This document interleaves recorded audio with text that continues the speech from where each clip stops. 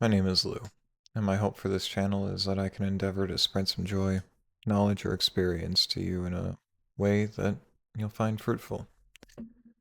Plan to keep the videos simple in their production, and hope you find the content worthwhile. The quote here was something that I heard recently, and it struck me because it's something that I slowly had to figure out over time. And there's two sides to this coin. One is if a thing is worth doing, it's worth doing well. And the other is this quote from G.K. Chesterton: if a thing is worth doing, it is worth doing badly.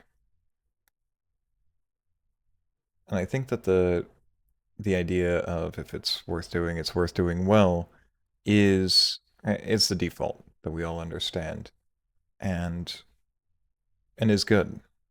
When you go to engage with an activity, it should be it should be purposeful in in the reason that you're engaging. Of all of the outcomes that may be, why would you not seek the greatest outcome? And so when you go to do something, give it your full effort and do it well. And so this is, what your dad would tell you, or something uh, approximating this, to say that yes, put in good effort when you're going to put in effort.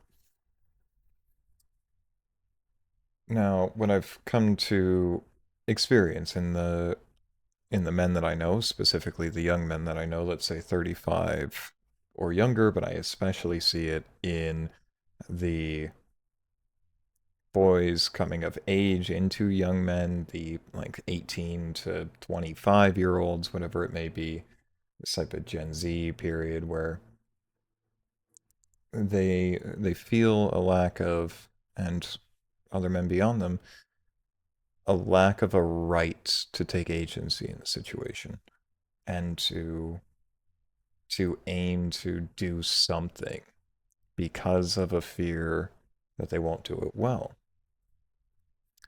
And so when we look at this quote, this is really the essence of what it is that we want to see. Insofar as that now, analyzing the other side of the coin, if it's worth doing badly,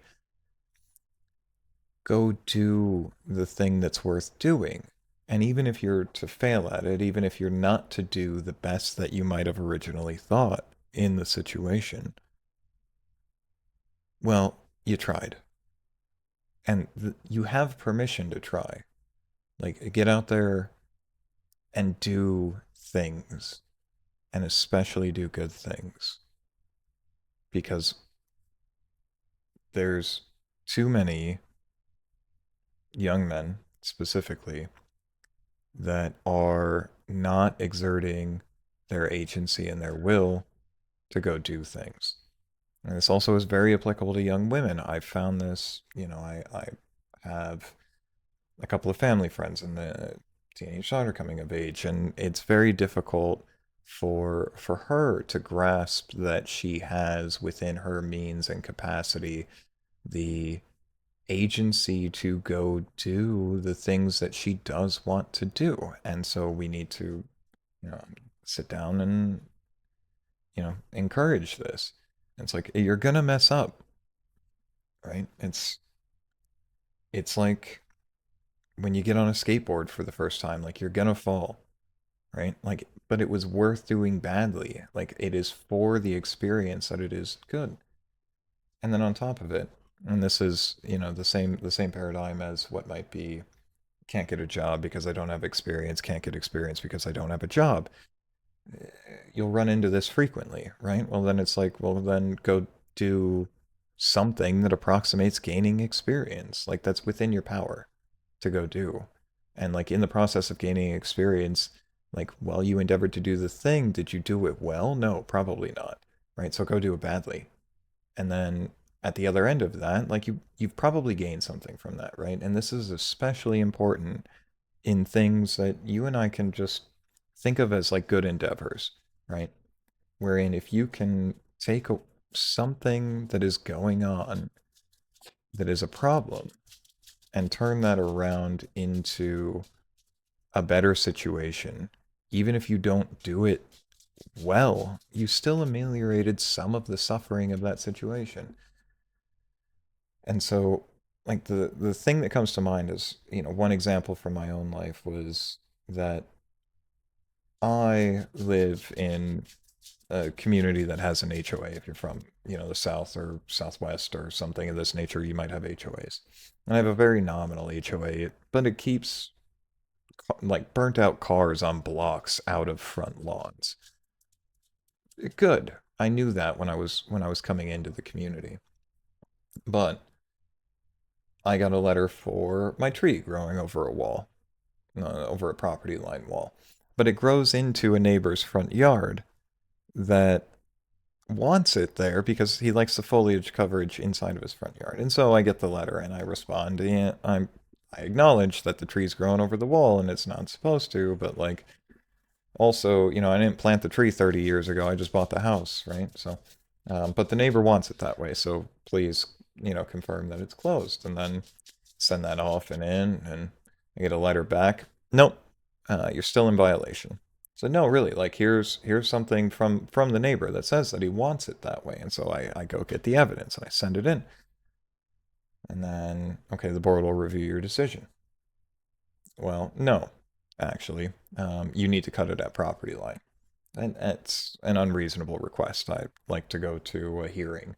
So I get called into a hearing and I have to go into a hearing and I explain the whole thing over again. And I get this man who wants to have control in the situation.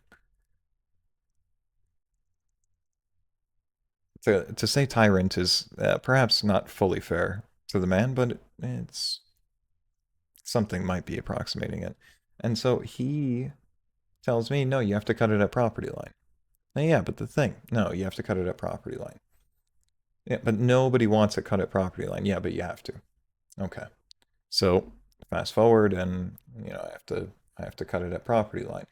But I am stirred because I see and I go to all the HOA meetings now following this type of experience and I see all of the neighbors all mad all the time at the board and the way that the thing's being operated and that it's causing so much frustration for all the people in my community and in my like literal neighbors, right? My immediate people around me.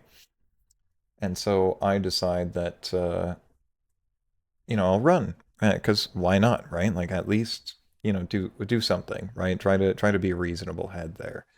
And I have some previous HOA experience, sure, but like, am I am I qualified to go do something about this? Like, yeah, maybe more than an average person, but not by much.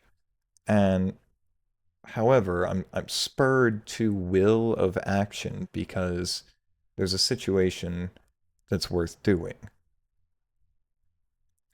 And so I don't let the it's worth doing good get in the way of the it's worth doing badly. And so I print up a flyer, I run, and the rest is kind of history.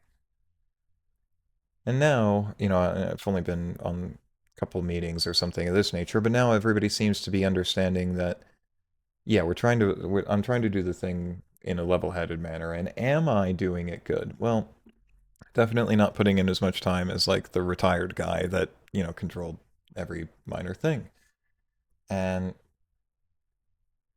some of that does mean that like, the wrong thing is getting done for like a landscaping or something of that nature and it has to be rectified or, it takes a little bit longer to get a, you know, thing done inside of the HOA, but like I'm doing the work, perhaps not as like attentively as the man before. However, it seems preferable to those around me that that be the case.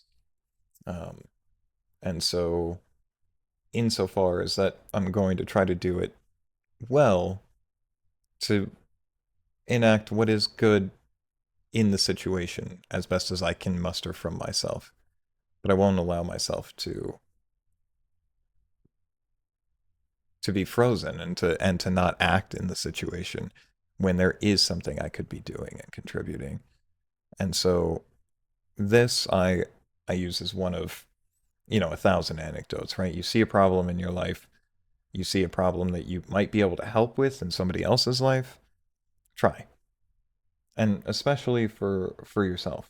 Give yourself permission to do things that are good for you, to make effort towards doing those things that are good for you. Whether it be something as basic as, orderliness inside of your room, right? Like it doesn't matter, right? Just like take agency and allow yourself that you won't do everything perfectly or well, but you'll get better.